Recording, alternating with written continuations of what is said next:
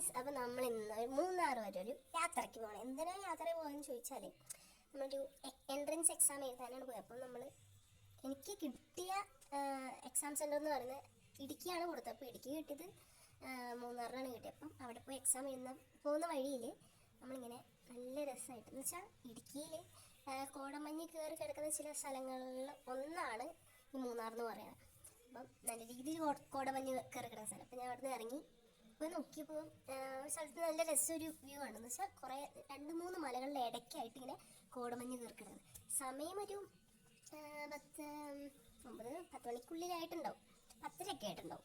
ആ സമയത്ത് ഇങ്ങനെ തന്നെ അവിടുത്തെ കാലാവസ്ഥ ഒരു തണുത്ത ഒരു കാലാവസ്ഥയാണ് ആ സമയത്തും. അതാണ് ഈ മൂന്നാറിൻ്റെ ഒരു പ്രത്യേകത. അപ്പോൾ ഞാൻ പിന്നെ എക്സൈസ് ഓഫീസിൽ പോയി, അങ്കിൾ അവിടെ ജോലി ചെയ്യുന്നപ്പോൾ അവിടുത്തെ കുറച്ച് വ്യൂസാണ് ഇത്ര. അപ്പോൾ ഇത്രയുള്ളൂ. ബൈ.